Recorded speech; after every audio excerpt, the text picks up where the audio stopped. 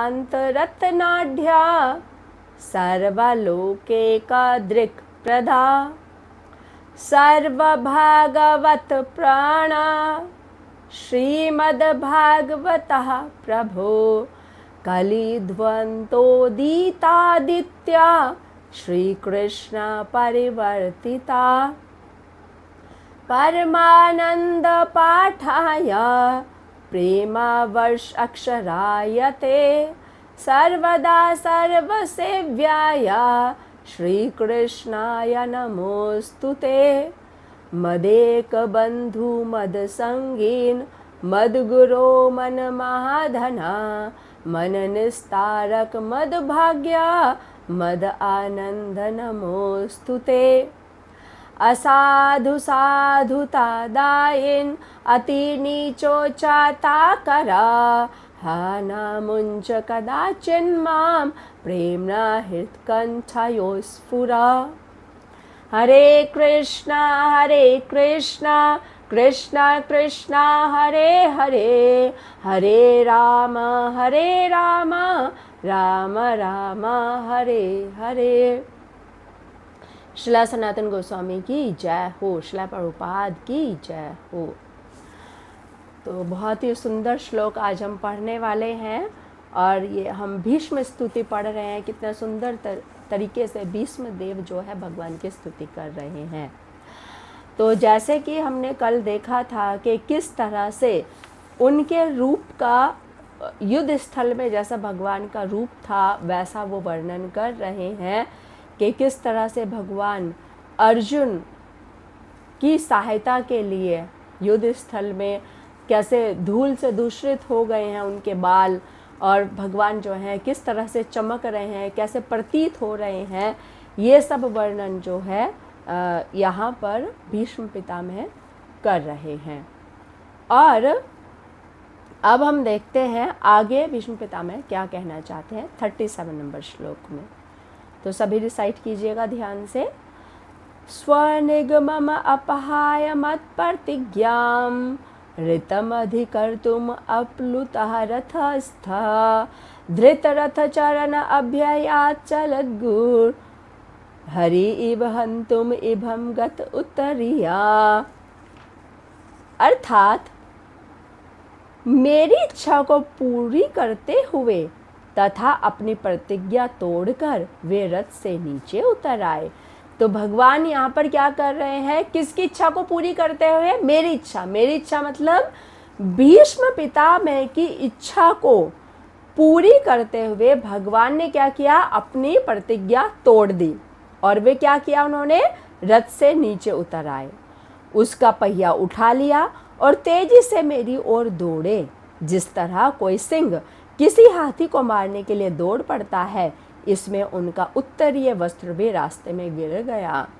तो उत्तरीय क्या होता है, आपने देखा होगा ना कि भगवान जो है वो एक दुपट्टा टाइप का जो पहनते हैं ना साइड में, तो उसको बोलते हैं उत्तरीय। ऐसे हाथ में करके लपेट के रखते हैं ना, एक कंधे पे रहता है और हाथ में लपेट के रखते हैं, तो उसको उत्तरीय बोलते हैं।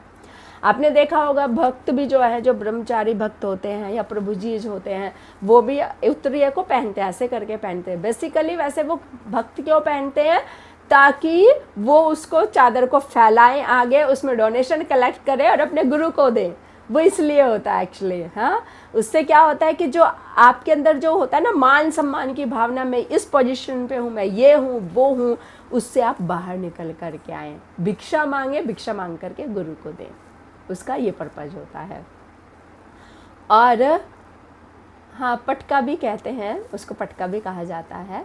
तो भगवान जो है वो उत्तरीय जो है, जब वो दौड़े सिंह की भांति मारने के लिए भीष्मदेव को, तो उन्होंने मतलब बिल्कुल ध्यान ही नहीं दिया क्या हो रहा है, बस वो क्रोध में थे, गुस्से में थे और बस कि कैसे अर्जुन को बचाना है, ऐसा प्रतीत हो रहा है। लेकिन भगवान क्या कर रहे हैं, वहाँ पर अपने प्रिय भक्त भीष्मदेव की इच्छा की पूर्ति कर रहे हैं। आपने ये सुना भी होगा, परबल प्रेम के पाले पड़ के प्रभु का नियम बदलते देखा, अपना मान भले टल जाए भक्त का मान न टलते देखा। तो यहाँ पर अपने भक्त का मान रखने के लिए भगवान ऐसा कर रहे हैं। इवन आप जैसे जब हमने भगवद गीता पढ़ा था तो उसमें हमने 9.31 भी पढ़ा था, तो वहाँ पे भगवान क्या कहते हैं, भगवान कहते हैं कौन्तेय प्रतिजान ही नामे भक्ता प्रणश्यति। हे अर्जुन, तुम जो है निडर होकर घोषणा कर दो कि मेरा जो भक्त होता है वो कभी भी नहीं हारता है, या उसका कभी भी इच्छा ऐसा नहीं होता कि उसकी इच्छा की पूर्ति ना हो। तो ऐसा भगवान बोलते हैं, क्योंकि भगवान ऐसा क्यों करना चाहते हैं, मेरे भक्त का कभी विनाश नहीं होता। क्या बोलते हैं, कौन्तेय प्रतिजानी नामे भक्ता प्रणश्यति। हे अर्जुन, तुम निडर होकर घोषणा कर दो कि मेरे भक्त का कभी विनाश नहीं होता। तो भगवान क्यों कह रहे हैं, भगवान खुद भी तो कह सकते हैं ना कि मेरे भक्त का कभी विनाश नहीं होता। तो भगवान इसलिए क्योंकि वो भक्त के मान को जो है कभी भी उसको टालते नहीं हैं। भक्त ने बोल दिया एक बार कि मेरे भक्त का कभी विनाश नहीं होता, भगवान ऐसा कहते हैं, यानी कि अर्जुन के माध्यम से भगवान ऐसा कहलाना चाहते हैं, ताकि भगवान जो है अर्जुन ने जो कह दिया उसकी वो पूर्ति करते रहें, है ना। अपने आप तो वो कभी बोला मैं प्रतिज्ञा करता हूं कि मैं युद्ध में पार्टिसिपेट नहीं करूंगा, मैं युद्ध नहीं करूंगा, फिर भी जब देखा कि मेरे भक्त भी चाहते हैं, भीष्म पितामह चाहते हैं कि मैं हथियार उठाऊं, वो कि मैं ऐसा युद्ध लड़ूंगा कि भगवान को मजबूर कर दूंगा हथियार उठाने के लिए, या तो पांडव रहेंगे या मैं रहूंगा, और मैं मजबूर करूंगा भगवान को हथियार उठाने के लिए। जब ऐसा प्रतिज्ञा किया भीष्म पितामह ने, तो भीष्म पितामह की प्रतिज्ञा को पूर्ण करने के लिए भगवान ने अपनी प्रतिज्ञा को तोड़ दिया। इसलिए कह रहे हैं अर्जुन, तुम घोषणा कर दो, क्योंकि तुम घोषणा करोगे तो मैं तुम्हारी उस घोषणा को पूरा करने के लिए आऊँगा। अपनी प्रतिज्ञा को तो मैं तोड़ सकता हूँ, लेकिन जो तुमने घोषणा की है, तुमने जो प्रतिज्ञा की है, उसको मैं नहीं तोड़ूंगा। तो ऐसे हैं हमारे भगवान कि अपने भक्तों के लिए, जो उनके शुद्ध भक्त होते हैं, उनकी प्रतिज्ञा को पूर्ण करते हैं भगवान। ऐसे ही किसने प्रतिज्ञा की थी, नारद मुनि ने, क्या कि भगवान के द्वारा जो है उद्धार होगा। किनका, कुबेर के दोनों पुत्रों का, मणिग्रीव और क्या था, क्या नाम था, मणिग्रीव और नलकुबर। हाँ, नलकुबर और मणिग्रीव का जो नलकुबर और मणिग्रीव का जब वो गलत व्यवहार कर रहे थे उस समय, तो नारद मुनि ने उनको श्राप दिया, लेकिन श्राप के साथ साथ ही उनको फिर क्या दिया, उनको वरदान भी दिया कि तुम्हारा जो उद्धार होगा वो भगवान के द्वारा होगा। तो इस तरह से भगवान ने फिर क्योंकि नारद मुनि ने ऐसा उनको बोला था, तो इसलिए भगवान स्वयं प्रकट हुए, उनका उद्धार किया जब वो वृक्षोनी में थे। तो भगवान जो है अपने भक्तों के प्रति बहुत दयालु होते हैं, और जो वो वरदान देते, अब सोचिए भगवान तो अगर ब्रह्मा जी ने वरदान दे दिया किसको, हिरण्यकशिपु को, कि तुम ऐसा नहीं होगा, ऐसा नहीं होगा, ऐसा नहीं होगा, ऐसा नहीं होगा, है ना। तो अपने उस भक्त का मान रखने के लिए भी, यानी कि भीष्म पितामह का मान रखने के लिए भी भगवान आ जाते हैं और क्या कर देते हैं, उद्धार कर देते हैं उसका, हिरण्यकशिपु का उद्धार कर देते हैं। हमें क्या दिखता है बाहर की दृष्टि से, भगवान ने वध कर दिया, लेकिन भगवान ने क्या किया, उसका उद्धार कर दिया। तो ऐसे हमारे भगवान। चलिए अब हम तात्पर्य से देखते हैं। तात्पर्य श्रील प्रभुपाद के द्वारा, श्रील प्रभुपाद की जय। देखिए आपको यहाँ तक समझ ही आ गया होगा, हम पहले स्कंद को पढ़ रहे हैं और पहले स्कंद में भी कितना रस है। अगर हम रस लेना चाहें तो रस भरा हुआ है पहले स्कंद के अंदर भी। और वैसे हम बताएं, जब हमने पहली बार भागवतम पढ़ा था, पहला स्कंद हमें बिल्कुल समझ नहीं आया था, फिर भी हमने पढ़ा था, हमें लग रहा था कोई बात नहीं, वो अपना काम तो कर रहा है ना, मेरा अंदर का प्यूरिफिकेशन तो हो रहा है ना। लेकिन अब इसे पढ़ना, इसको पढ़ाना मुझे इतना अच्छा लग रहा है, बहुत अच्छा लग रहा है कि कितना रसीला है, इसमें रस ही रस भरा हुआ है। तात्पर्य श्रील प्रभुपाद के द्वारा, श्रील प्रभुपाद की जय। यद्यपि कुरुक्षेत्र का युद्ध सैन्य सिद्धांतों पर लड़ा गया था, लेकिन साथ ही साथ में खेल जैसी भावना भी थी, मानो वह दो मित्रों के बीच होने वाला युद्ध हो। तो वहाँ पे कुछ सैन्य सिद्धांत थे जिसके अनुसार युद्ध को लड़ना था, लेकिन साथ ही साथ वहाँ पर ऐसा भी लग रहा था जैसे दो मित्रों के बीच में ये चल रहा है। अब देखो ये तो ऐसे ही लग रहा है ना, भीष्म पितामह ने प्रतिज्ञा कर ली और भगवान ने अपनी प्रतिज्ञा तोड़ ली। जैसे खेल में होता है ना, एक दूसरे को है ना सहयोग करने के लिए या एक दूसरे का मान रखने के लिए ऐसा कर देते हैं। अच्छा तू अपना बैट बॉल नहीं दे रहा है, चल ठीक है कोई बात नहीं, हाँ मैं तुझे पहली बार खेलने के लिए देता हूँ, तू खेल, है ना, ऐसा कर देते हैं ना। जिसका बैट बॉल देते हैं उसको प्रेफरेंस दी जाती है। तो इस तरह का यहाँ पे ऐसा लग रहा है जैसे खेल चल रहा है। दुर्योधन ने भीष्म देव की आलोचना की और दोषारोपण किया कि वे अर्जुन से पितृवत स्नेह के कारण उसे मारने से हिचकते हैं। एक क्षत्रिय युद्ध के सिद्धांत पर किया गया अपमान सहन नहीं कर सकता या सह नहीं सकता। तो हालांकि भीष्म पितामह तो फुल्ली वो तो पूरा युद्ध कर रहे थे, प्रत्येक दिन वो 10,000 सैनिकों का वो वध करते थे, 10,000 सैनिकों का, लेकिन वो नहीं चाहते थे पांडवों का वध करना। लेकिन जब उन पर दोषारोपण ये इतना किया गया, ऐसा बोला गया कि नहीं तुम जो है पितृवत, क्योंकि तुम पिता में हो, तुम्हारा प्यार है ज़्यादा अर्जुन से, इसलिए तुम अर्जुन का वध नहीं कर रहे हो, ऐसा उनको बोला गया। तो फिर क्योंकि ये क्षत्रिय, जब क्षत्रिय को ललकारा जाता है इस तरह से, तो क्षत्रिय भी अपना क्षत्रियता को दिखाने के लिए आगे आ जाता है। वो कहता है नहीं ऐसा नहीं है, मैं कल जो है अर्जुन का वध करूँगा। हाँ, ऐसा वो प्रतिज्ञा लेते हैं कि पांडवों का कल वध होगा। ये प्रतिज्ञा लेते हैं दुर्योधन के सामने, लेकिन अलग से प्रतिज्ञा लेते हैं कि मैं भगवान को मजबूर करूंगा हथियार उठाने के लिए। अतः भीष्म देव ने प्रतिज्ञा की कि अगले दिन वे 5 पांडवों का वध अपने विशिष्ट हथियार से कर देंगे। इससे दुर्योधन संतुष्ट हो गया और उसने अपने पास वह तीर ले लिए जिसे वह अगले दिन युद्ध के समय देगा। तो वो भी चालाक था दुर्योधन भी। भीष्म पितामह ने प्रतिज्ञा तो कर ली कि मैं पांडवों का वध करूंगा, लेकिन उसको यकीन नहीं था भीष्म पितामह पे।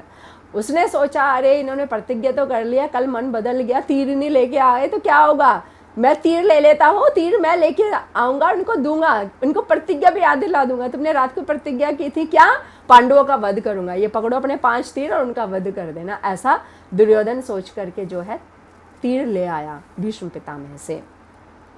और फिर अगले दिन क्या रात को ही, उसी रात को क्या हुआ, लेकिन अर्जुन ने चाल करके दुर्योधन से वे तीर प्राप्त कर लिए और भीष्म देव को यह समझते देर न लगे कि यह भगवान कृष्ण की चाल है।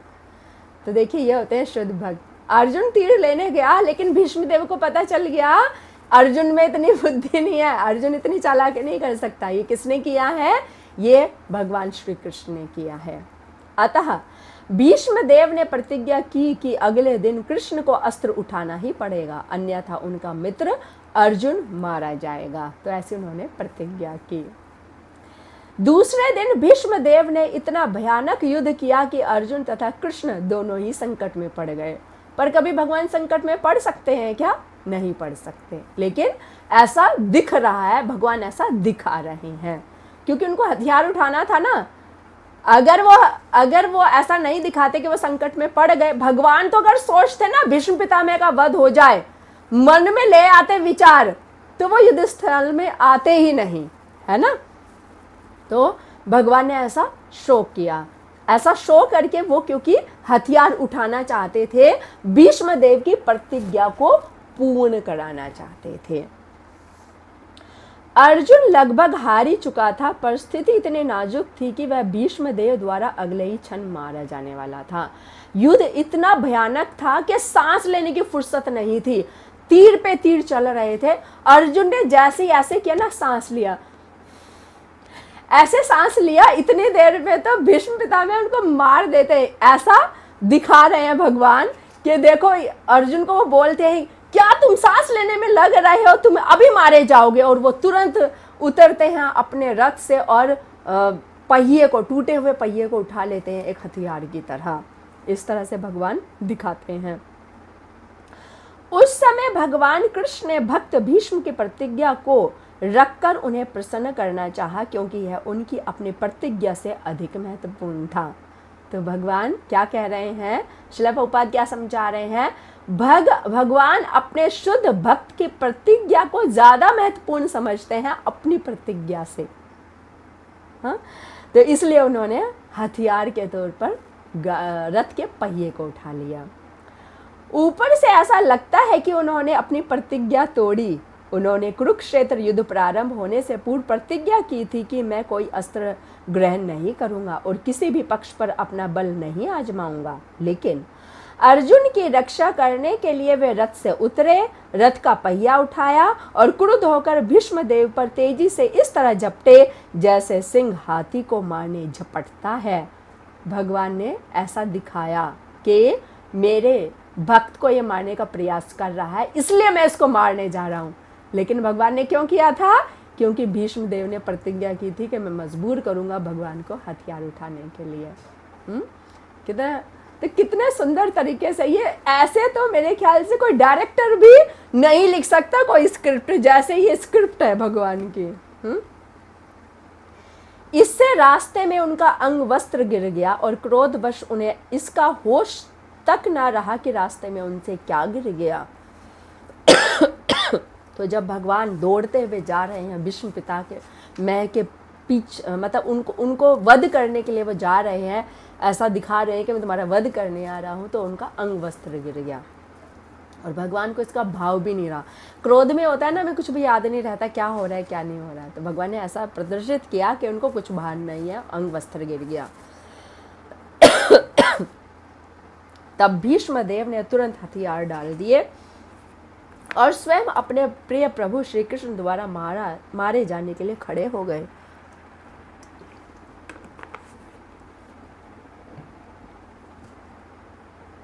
तो जैसे ही भीष्म पितामह ने ऐसे देखा तो उन्होंने क्या किया, अपने हथियार रख दिए और वो प्रसन्न हो गए। क्यों? भगवान स्वयं मुझे मारने आ रहे हैं, और वो इस तरह से खड़े हो गए। उस दिन का युद्ध उसी क्षण समाप्त हो गया और अर्जुन की प्राण रक्षा हो सकी। तो जब ऐसा हुआ तो युद्ध समाप्त हो गया, अर्जुन की प्राण रक्षा हो गई। निसंदेह अर्जुन की मृत्यु की कोई संभावना नहीं थी क्योंकि साक्षात भगवान रथारूढ़ थे। लेकिन चूंकि भीष्मदेव चाह रहे थे कि श्री कृष्ण अपने मित्र को बचाने के लिए हथियार उठाएं, अतएव भगवान ने ऐसी स्थिति उत्पन्न कर दी कि अर्जुन की मृत्यु सन्निकट जान पड़ी। वध का तो कोई मतलब ही नहीं था अर्जुन का, क्योंकि भगवान स्वयं रथारूढ़ थे, यानी कि रथ पर आरूढ़ थे भगवान स्वयं अर्जुन की रक्षा करने के लिए। लेकिन भगवान ने कैसे सिचुएशन क्रिएट कर दी? ऐसी सिचुएशन क्रिएट कर दी कि भगवान जो है अपने मित्र की रक्षा के लिए जो है गए हैं उनके पास, उनको मारने के लिए, भीष्म पितामह को मारने के लिए। तो फिर उस दिन का युद्ध समाप्त हो गया और ऐसा प्रतीत हुआ कि अर्जुन के प्राण रक्षा हो गई। तब फिर जब जाते हैं पांडव, जब भगवान श्री कृष्ण भेजते हैं किसको? द्रौपदी को। इसके बाद भेजते हैं द्रौपदी को, हाँ, कैसे? आशीर्वाद लेने के लिए भेजते हैं। बट भीष्म पितामह को नहीं पता होता है कि ये कौन है, तो वो उनको आशीर्वाद देते हैं। कैसा? आयुष्मान भव, कैसा आशीर्वाद देते हैं? आशीर्वाद देते हैं उनको कि जिससे कि उनके जो पति हैं उनकी रक्षा हो, इस तरह का सौभाग्यवती भव का आशीर्वाद देते हैं। तो जब सौभाग्यवती भव, तो सौभाग्यवती कैसे होगी? जब उनके पति रहेंगे। तो फिर बाद में जब वो अपना मुख दिखाती है तो फिर भीष्म पितामह कहते हैं तुम स्वयं तो नहीं आई हो, तभी कृष्णा ही तुम्हें लेकर आए। यहाँ पे पीछे से कृष्ण भी आ जाते हैं, भगवान श्री कृष्ण भी आ जाते हैं और अर्जुन भी आ जाते हैं। तब वे बोलते हैं कि ऐसे चलेगा तो कैसे होगा, बताइए आप। तब फिर भीष्म पितामह बोलते हैं कि अगर मेरे सामने कोई स्त्री आ जाएगी तो मैं उस समय जो है युद्ध नहीं करूँगा।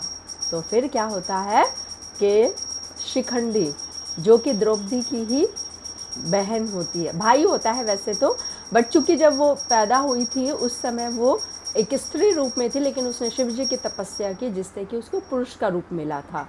लेकिन भीष्म पितामह उनको स्त्री ही बोलते थे।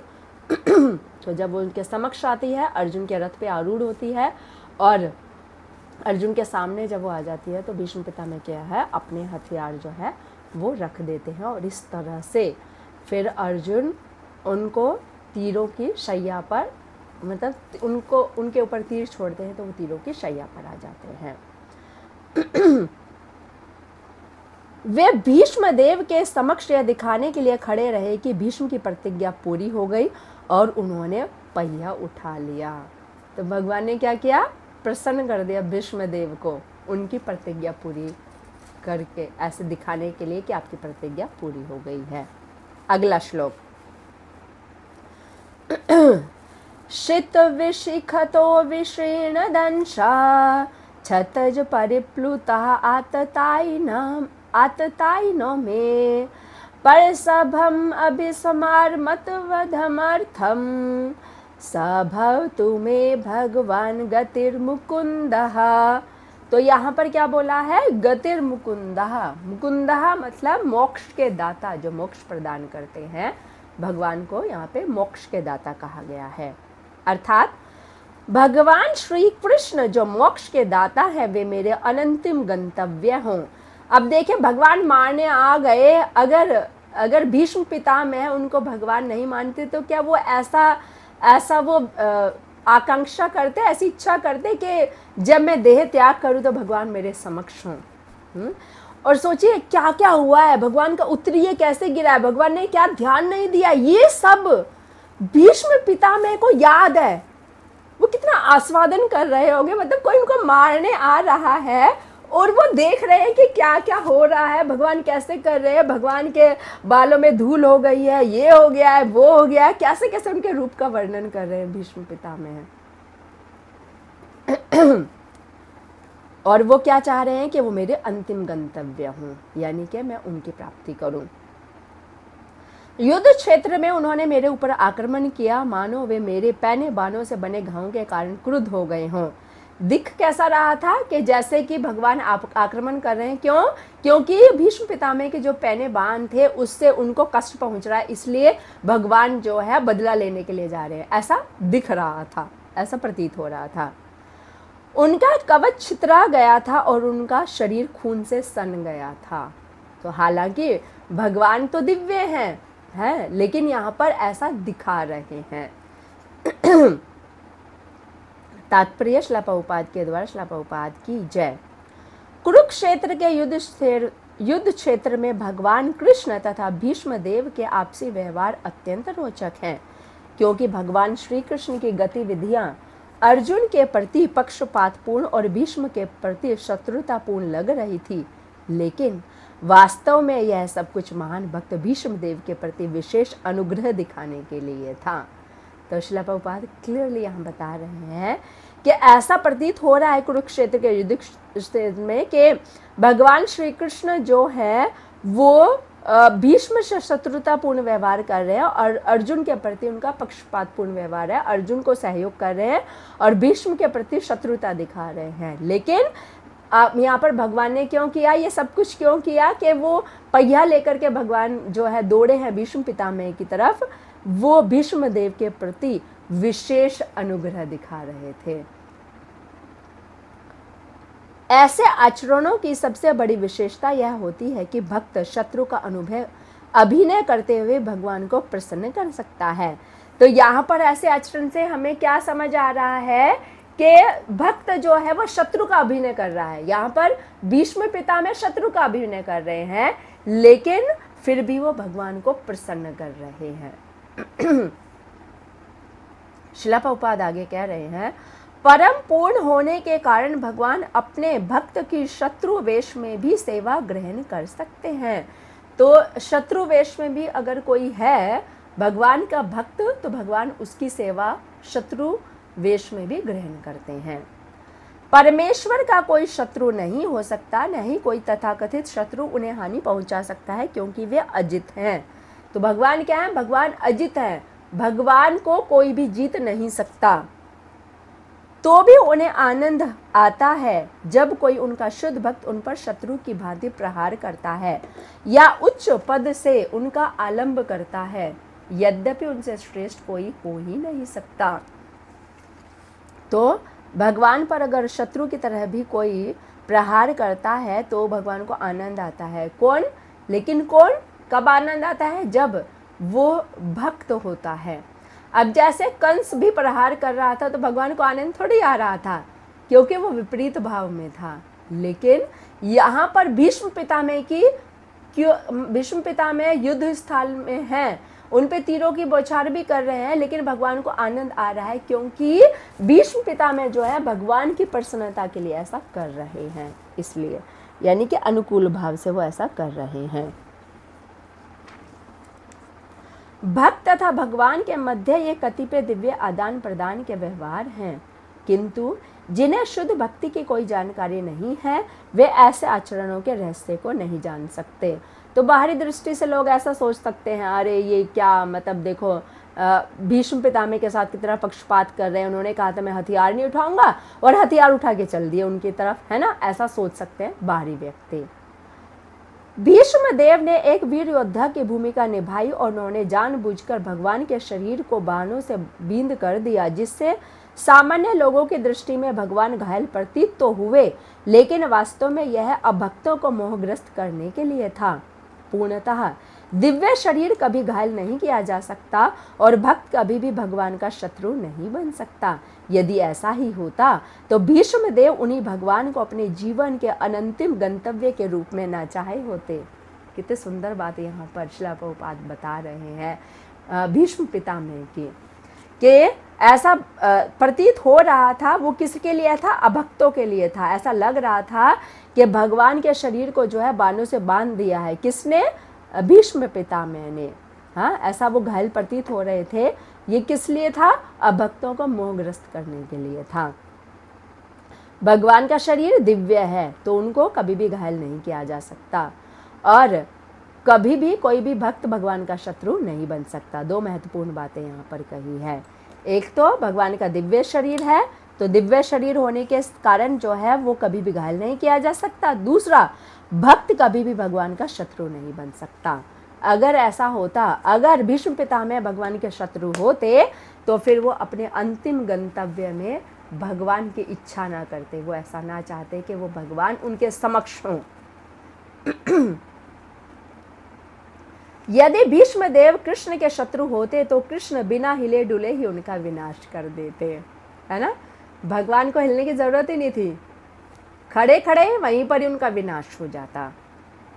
उन्हें रक्त से सने घाव लेकर भीष्म देव के समक्ष आने की आवश्यकता नहीं थी, लेकिन उन्होंने ऐसा किया क्योंकि यह योद्धा भक्त अपने द्वारा उत्पन्न घाव से सुशोभित भगवान के दिव्य सौंदर्य का दर्शन करना चाह रहा था।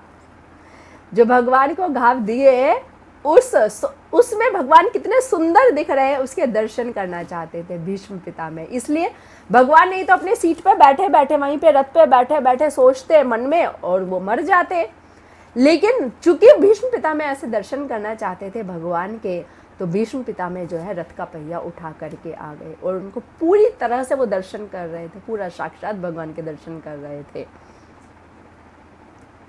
यह है दिव्य रस के आदान प्रदान की विधि। ऐसे आचरण से भक्त तथा भगवान अपने अपने स्थानों में महिमा मंडित होते हैं। भगवान इतने क्रुद्ध थे कि जब वे भीष्म देव की ओर लपक रहे थे तो अर्जुन ने उन्हें रोका, लेकिन वे माने नहीं और भीष्म देव की ओर उसी तरह बढ़े चले जा रहे थे जिस प्रकार एक प्रेमी दूसरे प्रेमी के पास विघ्न बाधाओं की परवाह न करते हुए बढ़ता हुआ जाता है। तो देखिए दृश्य, देखिए कैसा है। अर्जुन ने सांस लेने की सोची, भगवान ने कहा भैया तुम तो युद्ध कर ही नहीं रहे, तुम मारे जाओगे। और फिर लोग क्या कहेंगे, भगवान क्या होते हुए तुम मारे गए, तुमसे कुछ नहीं हो रहा है, अब मैं जाता हूं उसको मारने के लिए। और वो रथ से उतर के पहिया जो है लेकर के, रथ का टूटे हुए रथ का पहिया लेकर के दौड़ पड़े पीछे। तभी वो सोचते हैं, अर्जुन को आता है अरे भगवान की प्रतिज्ञा टूट जाएगी तो क्या होगा, मेरे कारण भगवान की प्रतिज्ञा टूट रही है। तो वो भी दौड़ते हैं उनके पीछे, उनके पैर पकड़ते हैं, भगवान से कहते हैं भगवान नहीं, अपनी प्रतिज्ञा मत तोड़िए मत तोड़िए, मैं युद्ध करूंगा, मैं प्रॉमिस करता हूँ मैं युद्ध करूंगा, मैं जैसा आप चाहते हैं मैं भीष्म पितामह का वध करूंगा। और भगवान दौड़ रहे हैं और अर्जुन पैरों में है और अर्जुन घिसटता हुआ जा रहा है। हाँ, ऐसे दौड़ रहे हैं भगवान, अर्जुन घिसटता हुआ उनके पीछे जा रहा है, उनके पैर पकड़े हुए हैं। तो कैसे, जैसे कि यहाँ पे श्रील प्रभुपाद ने उदाहरण दिया है, जैसे एक प्रेमी जो है प्रेमिका की ओर जाता है, बीच में विघ्न आ रहे हैं, कोई उसको मार रहा है, कुछ कर रहा है, लेकिन फिर भी वो जो है अपनी प्रेमिका की तरफ दौड़ता रहता है। ऐसा हिंदी फिल्मों में दिखाया जाता है, एक्चुअल में तो ऐसा कभी नहीं होता है। एक्चुअल में तो बहुत मुश्किल है, वो एक ही मुक्के में धराशायी हो जाता है। फिल्में में होता है तीर से वो तलवार से मार रहे हैं, चाकू से मार रहे हैं, गोली से मार रहे हैं, तब भी प्रेमिका की तरफ दौड़े जा रहा है। वो फिल्मों तक ही है, एक्चुअल में ऐसा कोई नहीं होता। ऊपरी तौर से उनका संकल्प भीष्मदेव को मारने का था, लेकिन वास्तव में वे अपने महान भक्त को प्रसन्न करना चाह रहे थे। ऊपरी तौर से ऐसा दिखता है कि वो भीष्म पितामह का वध करने जा रहे हैं, लेकिन चूंकि भीष्म पितामह ऐसा चाहते थे इसलिए भगवान ने किया। भगवान निसंदेह समस्त बद्ध जीवों के उद्धारक हैं, सबके उद्धारक है, समस्त बद्ध जीवों के, जितने भी बद्ध जीव हैं। और हम सब क्या हैं? हम सब बद्ध जीव हैं, तो हमारे उद्धारक भी कौन है? भगवान है। निर्विशेषवादी उनसे मोक्ष की कामना करते हैं और वे उन्हें मनवांछित फल देते हैं, लेकिन यहाँ तो भीष्मदेव भगवान के साक्षात स्वरूप को देखने की इच्छा व्यक्त करते हैं। सारे शुद्ध भक्त ऐसी ही कामना करते हैं। तो भगवान के जो शुद्ध भक्त होते हैं